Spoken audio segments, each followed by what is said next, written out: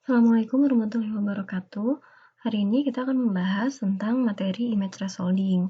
Sebelumnya mungkin sudah pernah kita bahas di materi pertemuan tatap muka tentang thresholding. Nah, yang akan kita bahas kali ini adalah beberapa metode yang digunakan dalam metode thresholding.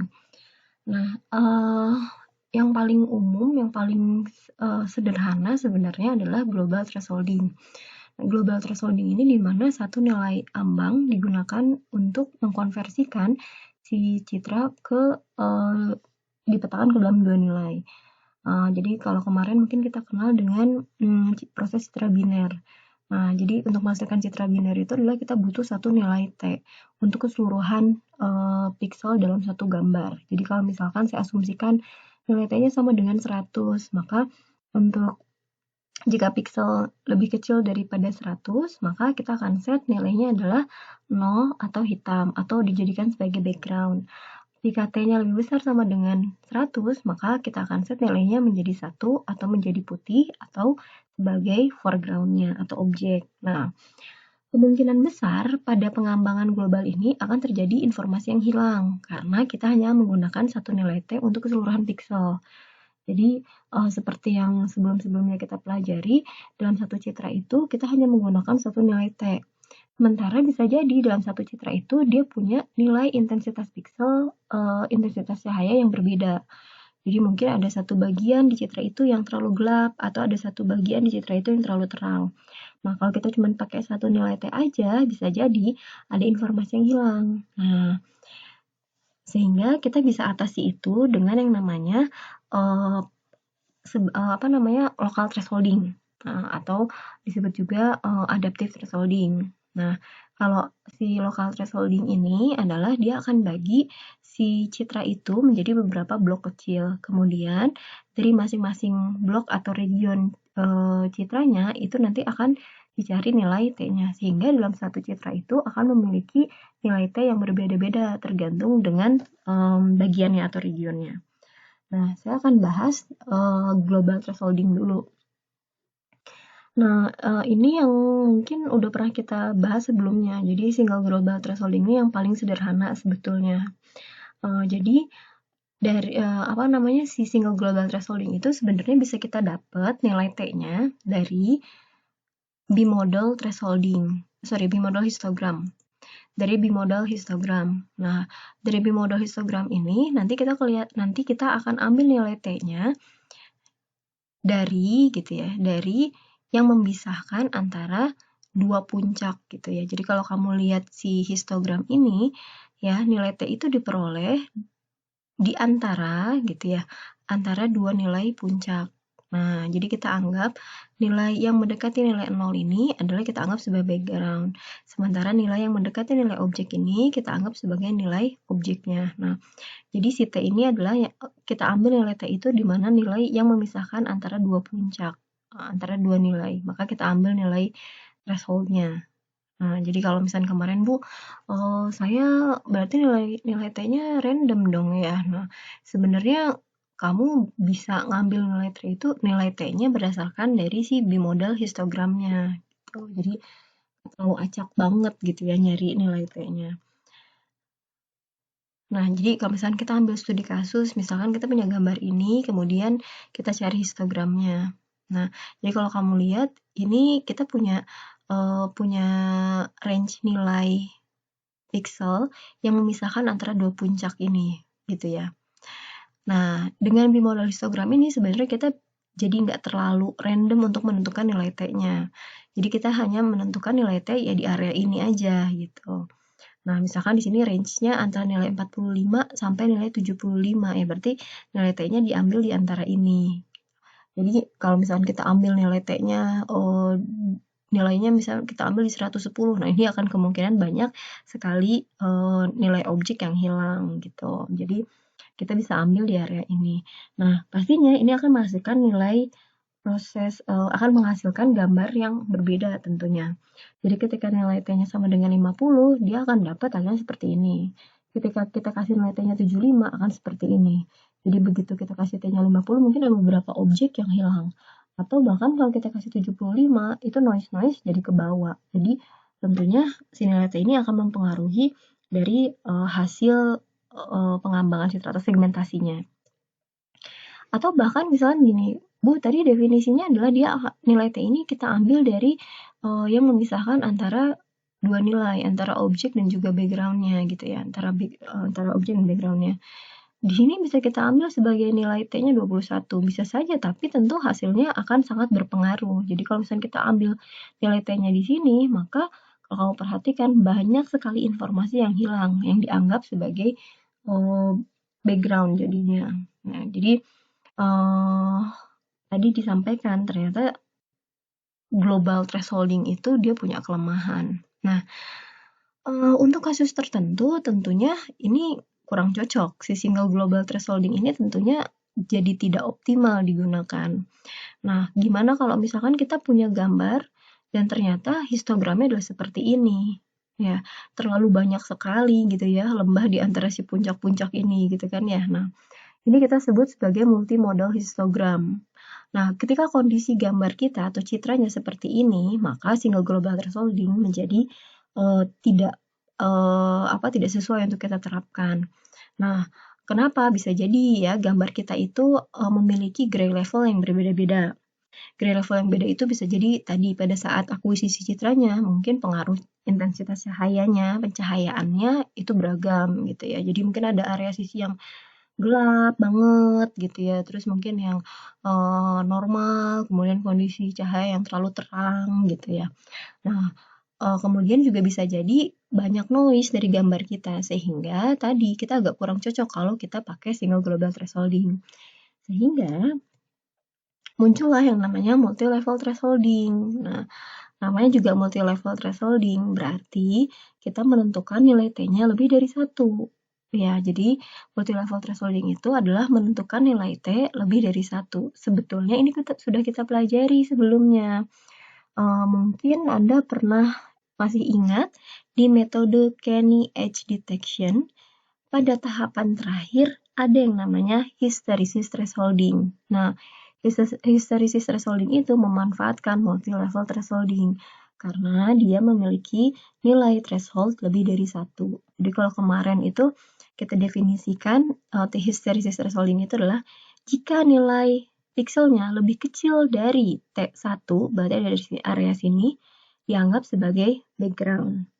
Jika nilai pikselnya lebih besar daripada T2, berarti ada di area ini, kita anggap sebagai objek. Namun, jika nilai pikselnya berada di antara nilai gitu ya, T1 dan T2 atau nilai pikselnya lebih besar dari T1 dan nilai pikselnya lebih kecil sama dengan T2, maka sebagai tepi lemah. Nah, artinya tepi lemah kemarin adalah kalau si tepi ini terhubung kuat dengan si nilai yang ada di range T2, maka kita anggap sebagai objek gitu ya. Nah, itu kemarin hysteresis thresholding. Atau misalkan kita mau, kalau multi-level thresholding ini juga mungkin bisa jadi kita petakan menjadi 3 nilai misalnya. Jadi kalau misalkan nilainya lebih kecil daripada T1 ya kita anggap background. Jadi kita set nilainya 0. Kalau misalkan nilainya lebih besar daripada T2 misalkan ya, berarti kita set nilainya sebagai 255 misalnya.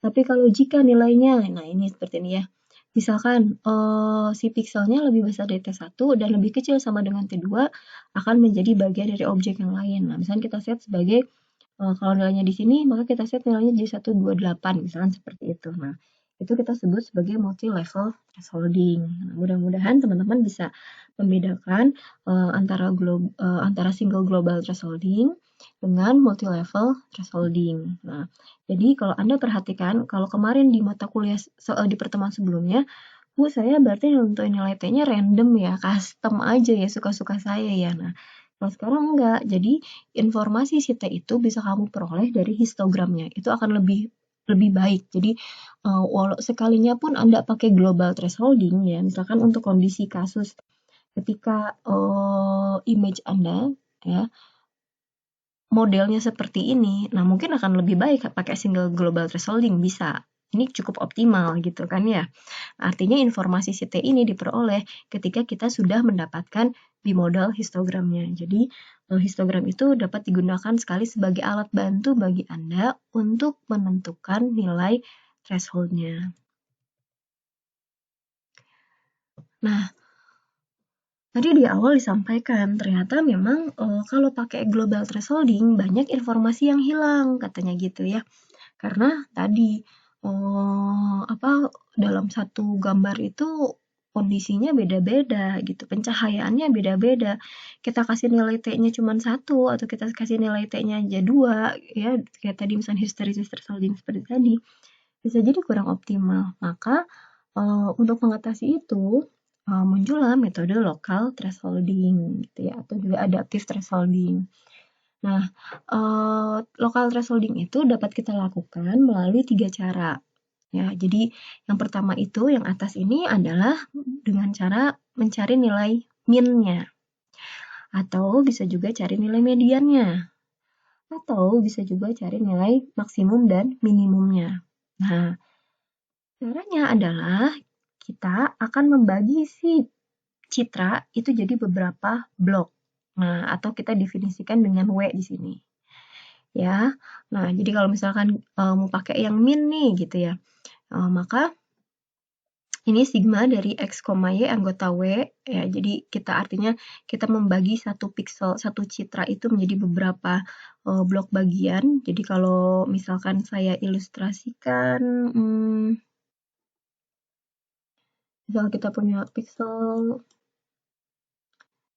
citra misalkan, nah ini misalkan ini kita bagi misalkan ya, kita regionkan misalkan ya.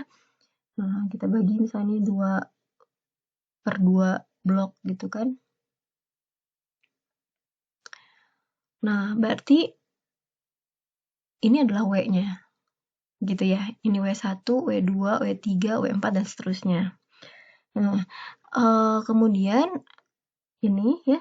Jadi ini untuk yang min itu jadi semua sigma dari X, Y anggota W. Jadi ini masing-masing diproses nih per region. Jadi nggak semua.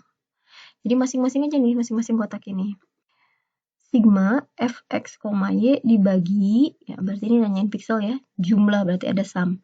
Jumlah dari si pixel di dalam W ini dibagi NW. N itu adalah banyaknya pixel dalam W-nya. Banyaknya pixel dalam region W-nya.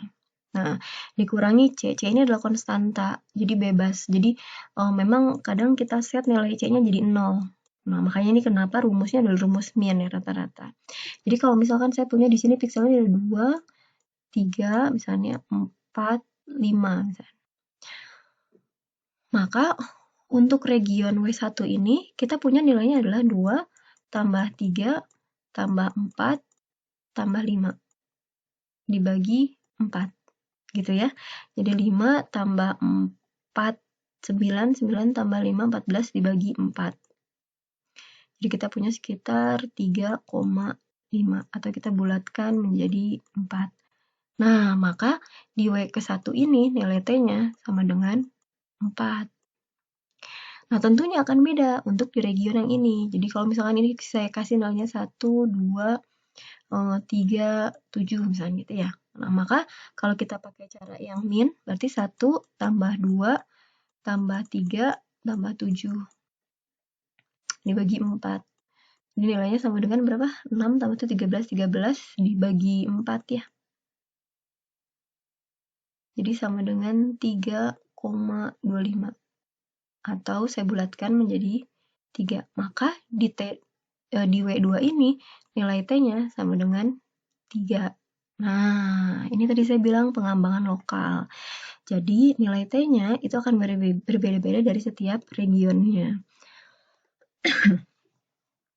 Itu kalau mau pakai min. Kalau mau pakai median berarti kita urutkan si nilai pixel dari satu region ini. Kemudian dicari nilai tengahnya. Jadi kita urutkan dari nilai terkecil 2, 3, 4, 5. Nah, karena nilai tengahnya berarti ini ya. Nah, Anda bagi 2, 7 bagi 2 berarti 3,5. Kita bulatkan ke atas, berarti di sini T-nya sama dengan 4. Ini juga sama, kita susun, kita urutin nih 1, 2, 3, 7. Berarti 2 tambah 3, 5 bagi 2. 5 bagi 2 berarti 2,5 ya. Kita bulatin berarti 3, berarti T-nya sama dengan 3 gitu. Nah, jadi kalau untuk median juga sama, jadi per regionnya. Nah, jadi nanti mungkin di sini nanti nilainya juga beda, bisa jadi di sini nilainya T-nya 7 gitu ya, nggak masalah, berarti mungkin di sini intensitas pikselnya lumayan besar gitu ya. Atau pakai cara yang ketiga. Cara ketiga itu berarti maksimum dari sini piksel dari region ini ditambah minimum regionnya dibagi 2. Jadi kalau misalnya kita lihat nih, di sini maksimumnya berapa? Maksimumnya 5. Ditambah minimumnya berapa? Minimumnya adalah 2. Bagi 2. 7 dibagi 2 sama dengan berapa? 3,5 ya. Nah, berarti kita bulatkan menjadi 4 gitu. Nah, di sini T-nya sama dengan 4. Sama yang ini juga. Berarti 7 ditambah 188 bagi 2. Berarti di sini T-nya menjadi 4. Nah, ini adalah pengembangan lokal ya. Jadi local thresholding itu adalah kita bagi menjadi beberapa blok. Atau ilustrasinya seperti ini. Jadi ini mungkin hampir sama tadi seperti yang saya jelaskan sebelumnya. Nah, itu sampai dengan local thresholding. Selain dua metode tadi, ada juga metode thresholding yang cukup populer untuk mensegmentasi citra, namanya output thresholding. Nah, output thresholding ini merupakan proses threshold yang menggabungkan antara lokal dan juga global thresholding. Jadi nilai T-nya itu akan di-generate secara otomatis. Nah, kalau sampai yang tadi kan kita ada proses kalau untuk yang global jelas banget ya, kita harus nentuin nilai T-nya. Untuk yang lokal juga kita harus nentuin regionnya berapa kali berapa, kemudian baru nanti dihitung nilai T masing-masing regionnya. Nah, kalau OTSU kita masukkan saja citranya, nanti dia akan hitung berapa nilai T-nya. Nah, output thresholding ini merupakan melakukan analisis diskriminan. Jadi dia tuh menentukan variabelnya yang dapat membedakan antara dua atau lebih kelompok yang muncul secara alamiah. Nah, analisis diskriminan ini nanti memaksimumkan variabel agar dapat memisahkan si objek dengan latar belakang. Nah, misalkan nih nilai ambangnya itu dicari dinyatakan dengan nilai K. Nilai K ini berarti kisarannya dari 1 sampai dengan nilai L-nya. Nah, kalau mungkin saya ralat sekalian di sini, nilai K ini berarti nilai sebenarnya range nilai pixel. Jadi kalau misalkan 8 bit, kamu mulai K-nya dari 0, berarti dari 0 sampai 255. Tapi kalau misalkan nilai K-nya mulai dari 1, berarti sampai dengan 256 gitu ya. Nah, langkah pertama yang harus dilakukan untuk output thresholding adalah, karena tadi saya sampaikan dia cukup populer, artinya dia cukup akurat untuk mensegmentasi, untuk men-threshold, maka langkahnya juga cukup detail. Langkah yang pertama adalah kamu harus cari histogramnya dulu, probabilitas pixelnya. Nah, jadi ini penting, kamu harus cari probabilitas pixel. Probabilitas pixel ini rumusnya adalah ini, N ke I dibagi N. Ini udah pernah kita bahas di materi histogram. N ke I ini adalah jumlah kemunculan dari pixel ke I. Jadi kalau misalnya saya tanya N ke 255, ya berarti kamu harus ngitung dari satu citra itu berapa munculnya si 255 gitu. Misalkan munculnya sebanyak 100. Nah, kalau N berarti banyaknya pixel pada citra, berarti tergantung dengan dimensinya. Jadi kalau saya bilang ini citranya ukurannya adalah 10 kali 10 gitu. Nah, maka N-nya akan sama dengan 100. Jadi untuk P255 itu sama dengan 100 dibagi 100. Nah, gitu ya. Nah, ini probabilitas pixel. Setelah itu, kita lakukan kalkulasi untuk ngitung variance foreground dan juga background-nya. Ya.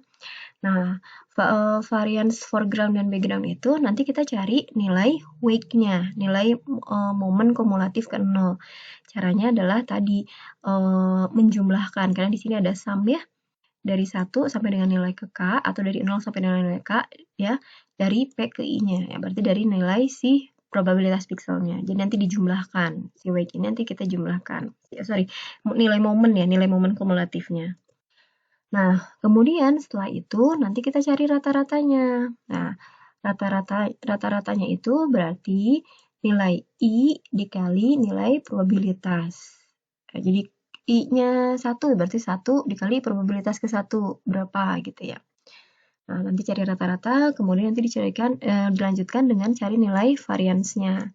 Nah, nilai varians itu adalah rumusnya berarti si I, ya, piksel I dikurangi rata-rata dikuadratkan dikali probabilitas. Dibagi sigma dari P ke I-nya, berarti dibagi dengan si jumlah kemunculan si probabilitas ke I-nya itu tadi, gitu ya. Nah, nanti selanjutnya dilanjutkan dengan mencari within class variance-nya, atau rumusnya adalah, tadi ini rumus yang di awalnya di nilai momen kumulatifnya atau wake-nya, wake background dikali dengan si variance background, ditambah wake foreground dikali variance dari foreground. Nah, jadi nanti kita jumlahkan.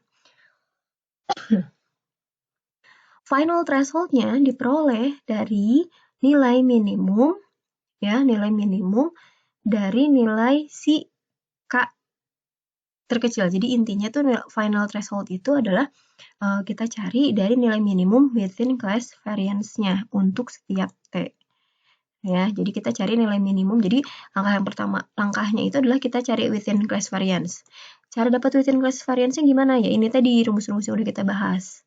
Nah, udah dapat within class variance dari setiap nilai K, kemudian nanti kita cari nilai paling minimumnya. Nah, itulah yang dianggap sebagai nilai threshold paling akhir. Nah, untuk memudahkan pemahaman, saya masukkan simulasinya. Misal kita punya citra, saya cuplik aja, misalnya citranya ukurannya 6x6. Terus juga saya pakai misalkan ini saya kuantisasi misalkan hanya 6 gray level. Jadi kalau 6x6 dimensinya berarti adalah 36. Berarti N-nya sama dengan 36. 6 gray level, berarti K-nya itu dari 0 sampai dengan 5. Gitu ya, oke. Yang pertama adalah kamu harus bikin histogramnya dulu. Nah, tadi pakai persamaan yang pertama, pakai histogramnya. Jadi caranya adalah kamu bikin histogramnya dulu pakai persamaan yang pertama tadi, ya. Jadi NI dibagi N. Nah, nanti kita dapat nih nilai ini, ya. Jadi kalau dari persamaan 1 itu kita dapat histogramnya adalah sebagai berikut. Kemudian kita lakukan proses pemisahan antara foreground dan juga background-nya. Sebenarnya sih ini untuk saya ngambil, saya mengasumsikan aja. Untuk saya mengasumsikan nilai T yang pertama dulu.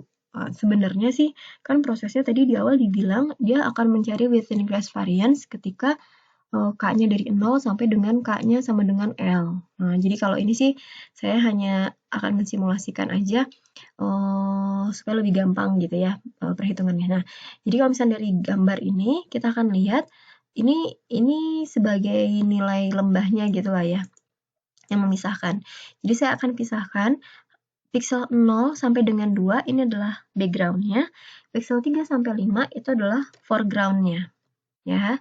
Nah, jadi 0 sampai 2 adalah background-nya, 3 sampai 5 adalah foreground-nya. Nah, sekarang kita masuk ke proses perhitungan. Jadi, pertama saya akan asumsikan nilai T-nya adalah 3. Ya, jadi saya akan asumsikan nilai T-nya adalah sama dengan 3. Nah, pada saat T-nya sama dengan 3, berarti kan pada saat T-nya sama dengan 3, berarti 0 sampai pixel 2 ini adalah background, pixel 3 sampai dengan 5 itu adalah foreground. Kalau saya asumsikan T-nya sama dengan 2, berarti 0 sampai 1 adalah background, 2 sampai 5 adalah foreground. Gitu ya, paham ya? Atau saya asumsikan T-nya awal nih, T-nya sama dengan 4. Berarti 0 sampai 3 adalah background, 4 sampai 5 adalah foreground-nya. Nah, sekarang kita asumsikan ketika T-nya sama dengan 3, ya. Maka 0 sampai 2 adalah background dan 3 sampai dengan 5 adalah foreground. Nah, sekarang kita cari dulu variance di background-nya. Nah, untuk dapat variance, kita harus cari nilai wake-nya dan kita harus cari nilai min-nya. Nilai wake itu adalah rumusnya, tadi dibahas, adalah jumlah kemunculan P ke I dibagi N. Jadi, kemunculan si 0 berapa? 8. Kemunculan 1 berapa? 7. Kemunculan 2 berapa? Kemunculan 2 sama dengan 2 ya. Nah, tadi ini kemunculannya 8, ini 7, ini kemunculannya 2. Ini kita jumlahin. 8 tambah 7 tambah 2 dibagi N. Nah, dibagi kemunculan keseluruhan, 36. Jadi, hasilnya adalah 0,4722. Setelah itu, kita cari min-nya. Nah, kalau yang min, tadi rumusnya adalah I dikali PI gitu ya, sigma ya. Dibagi dengan sigma si PI-nya. Jadi, 0 dikali 8 tambah 1 kali 7 tambah 2 kali 2. Dibagi, nah kalau ini nggak boleh dibagi N, tapi dibagi kemunculan si ini ya. Jadi 8 tambah 7 tambah 2. Jadi 15 tambah 7 tambah 2. Jadi sama dengan 17. Hasilnya 0,6471. Nah, variansnya adalah rumusnya tadi I dikurangi min dikuadratkan dikali P1. Jadi 0 dikurangi 0,6471 dikuadratkan dikali 8. Ditambah 1 dikurangi 0,6471 kuadrat dikali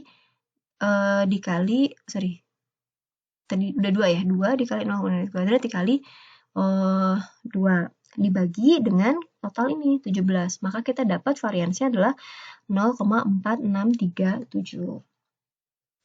Dengan cara yang sama, sekarang kita lakukan pada area foreground. Nah, si 3 ini kemunculannya berapa nih? 6. Si 4 kemunculannya 9, 5 kemunculannya 4. Nah, dengan cara yang sama, persis kayak tadi, ya, tapi pada area foreground. Sehingga kita dapat variansnya adalah 0,5152. Nah, kemudian kita cari within class variance-nya. Nah, ini yang dicari itu ini. Nah, caranya dengan cara adalah mengalihkan wake-nya ya dikali dengan wake background dikali dengan variance background ditambah wake foreground dikali variance foreground. Jadi kalau kita lihat wake sama si variance di background itu 0,4722 dikali 0,4637. Nah, ini ya. Ditambah sekarang wake foreground 0,5278 dikali 0,5152 sehingga kita dapat nilainya adalah ini. Oke ya, bisa difahami ya sejauh ini ya. Nah, tadi saya bahas. Prosesnya tadi itu dilakukan pada saat K ke 0 sampai dengan K ke 5. Jadi kalau kita tadi punya 255, maka si sistem itu akan cari within class variance dari ketika K-nya 0 sampai K255.